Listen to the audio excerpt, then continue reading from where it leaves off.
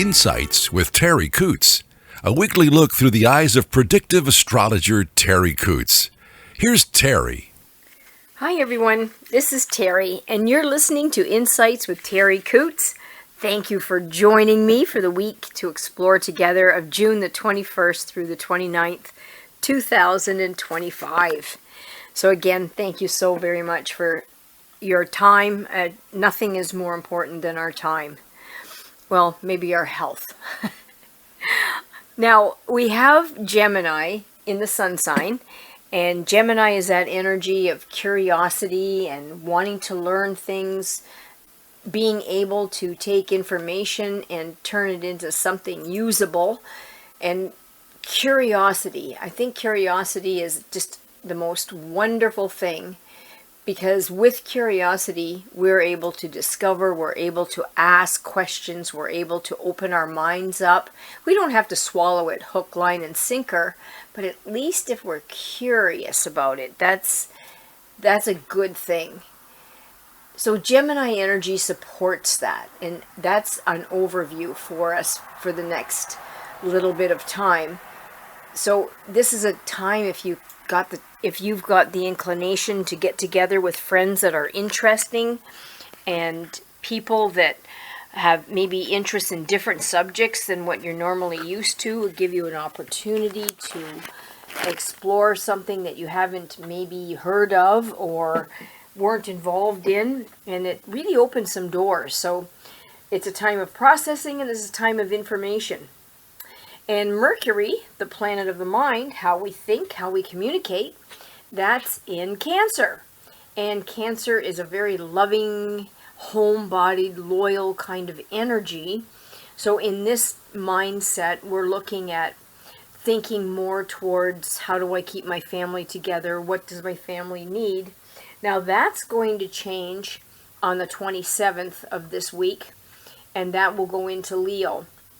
Leo and Mercury, one is a fire sign, one is an earth sign. So we're looking at, we're looking at a nice combination here.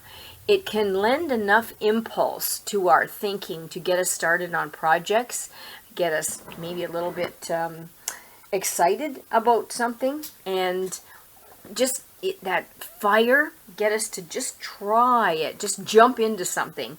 Now, we've got to be careful because we know what too much of an impulse can do to us. We can leap before we look. That's not a good thing. And then Venus, the planet of love, beauty, and attraction, is in Taurus. Taurus being an earth sign and a little bit more solid energy field, a little bit more grounded. So it's a very determined energy field. Think of a bull. I don't know how many of you have met a bull face to face and or made a friend of them. I happen to really like our bulls that we had. We had a few bulls that became very good friends, actually. But they were solid-minded, meaning if they were going somewhere, it was very hard to change their minds. They would just keep on going. So it's the kind of an energy that takes a look at what they want, what the goal might be, or where the direction is, and nothing can stop it. Not until it wants to stop itself. Just nothing can stop it. And then Mars, the planet of our drive and our passion, that is in Virgo. If you want to do little projects, clean the house, get things organized, change some things about your health, do some research on health matters, what would make me lose that belly fat, what would make me feel more energetic. This is the energy field that you'd be looking for. This is an energy field here that allows us to really want to accomplish something and organize our space, our area, and it feels so good when it's done. So use it. Don't be afraid to take a breath, take a moment, and let that Virgo energy wash all over you and light a fire under a part of your body and get going. Just don't be afraid to use it. Now, the sun sign, as I said, is in Gemini, but on the 22nd, that's going to turn into Cancer. That's a very psychic energy field. So we have been talking about mental telepathy. We've been talking about communication that's nonverbal. a little bit of psychic energy. So in the last few episodes, we were talking about thought transference by animals to people, people to animals, people to people. It's not as uncommon as one would think. You know, when you're just walking someplace and all of a sudden you get this thought, this random thought out of the blue, that's what that is. So this Cancer energy is a psychic energy. There are 3 psychic zodiac signs: Cancer, Pisces, and Scorpio.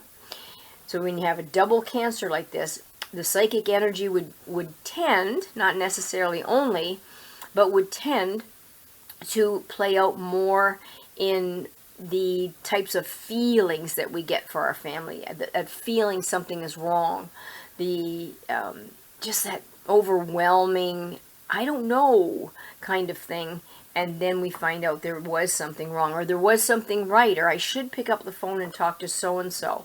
So that's what Cancer energy is going to do for us when it doubles up like that. We also just experienced the solstice, which was a very, very powerful one, this particular one.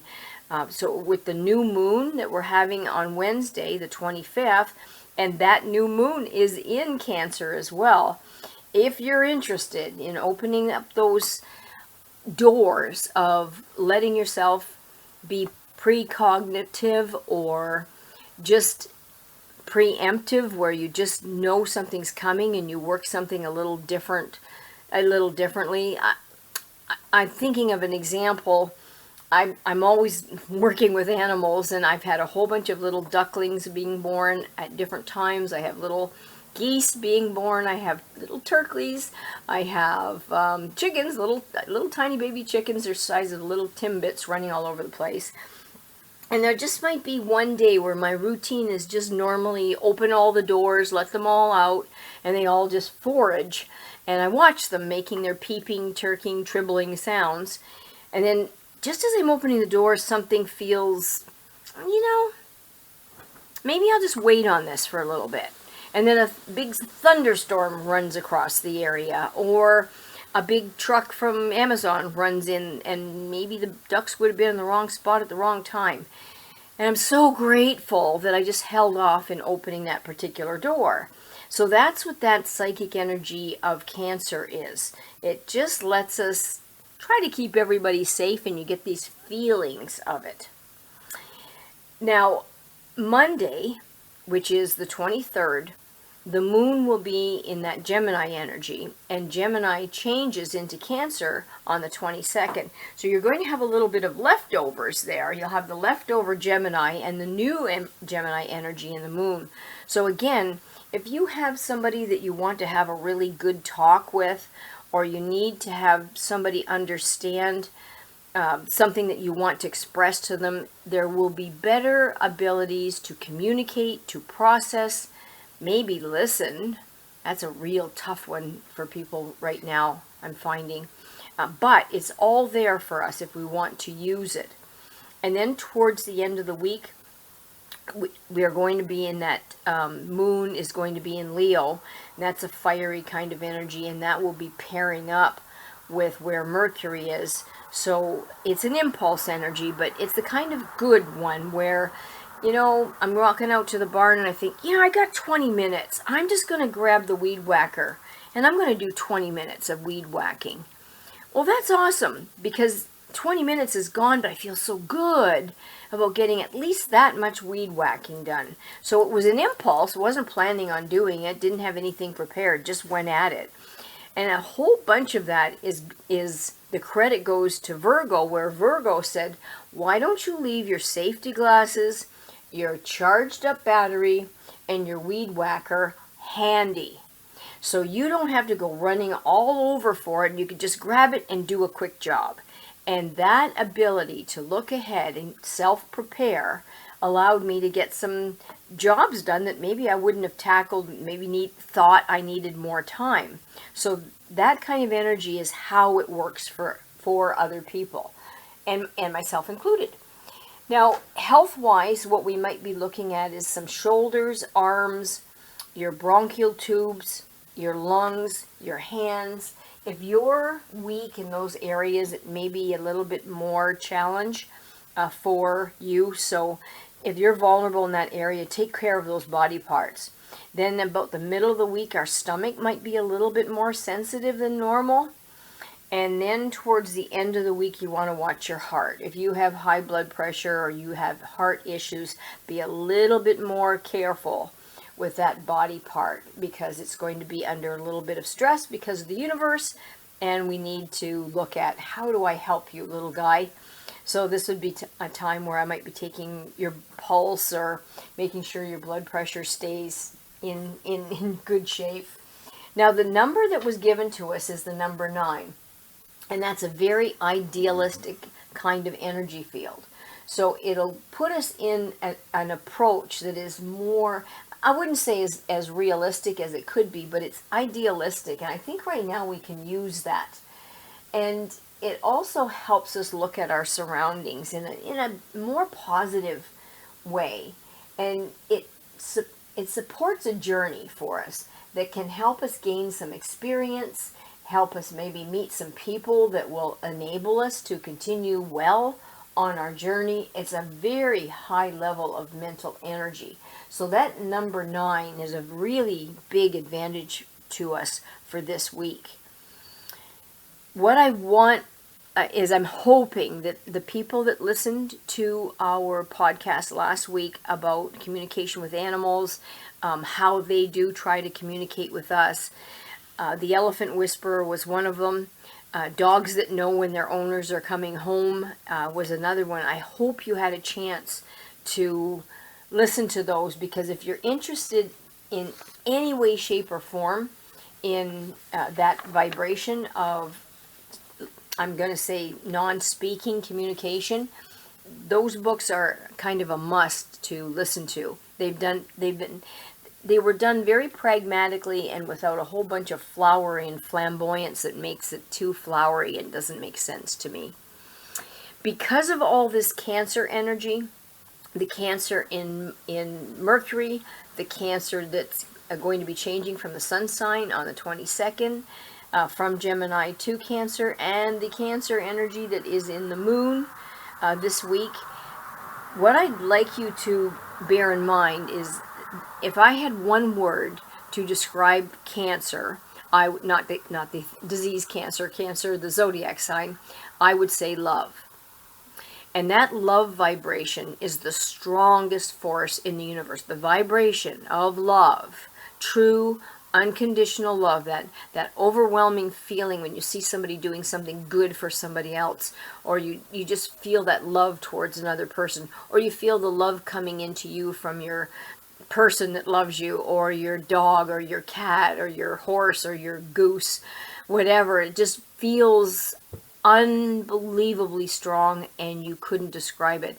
That is the vibration, and that is the strongest vibration in the universe. Animals know it. When animals are born, all these little ducklings that are around, they're not afraid of me. They walk right up to me and they look, and they're smaller than a timbit. They're an egg. They're no bigger than an egg when they're born. And they look at me with all the trust in the world in their little tiny beak faces. And they don't realize I could lose my balance and step on them, or that in any way the dogs would hurt them, or the cat. They're so innocent. They're innocent with love. They love everything and everybody, and everything in the world is exciting to them. But as the world gives them situations that aren't so comfortable, it changes that view. And they can become wild, they can be non-trusting, they can turn angry, they can turn all kinds of different emotional ways. But it's the world that does it. We are all born with this love vibration, the strongest in the universe. And I think they're wanting us to get back to that so that we can express a vibration that's very high frequency and very powerful.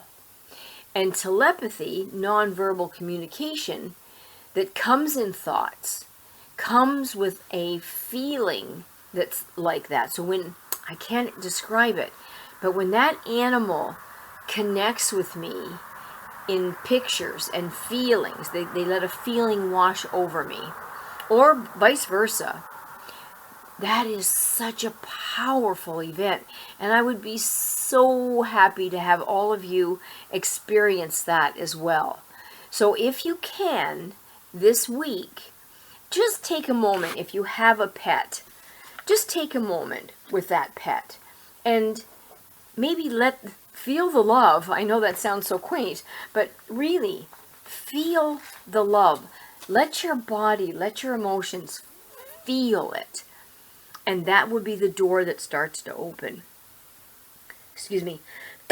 So I'm hoping that all of you get an experience that's powerful and pointed and helps you in that area to experience it in the way that the animals do, in the way that people that are around animals have the opportunity to. And if you don't have a pet of your own, borrow somebody's, or go to a dog park, or just stand there and communicate with a squirrel or the birds. All the baby birds are hatching and they're fledging right now, and they're not driving safely. They don't have good control over their wings, and they're not making good decisions because they're so little and they're not good at it. So there's so many dead baby birds in the road, it just breaks my heart. So if you're driving, let that love be your lantern and just try to slow down for some of those baby birds, or be a little bit more cautious when you see them not crossing the road as well as they should. So I hope you have a wonderful week and you get a chance to have an event cross your path that can maybe open your mind to nonverbal communication, to some of the amazing things that are out there in the universe that you can take part in. And on that note, I would like to thank Charlie O'Brien for putting us on Spotify, podcasts, Apple, iTunes, Amazon Music, SoundCloud, and YouTube. And then he gives me the link and I put that on Facebook. And if you can, or you're inclined, I'm having the dog classes start again. Fun on the farm with your animals, your kids, your grandma, whatever. And that'll be on the 24th. That's Tuesday. We start at 6 o'clock. You do have to pre-register because I have to know how many people are coming so I can make it a great experience for you.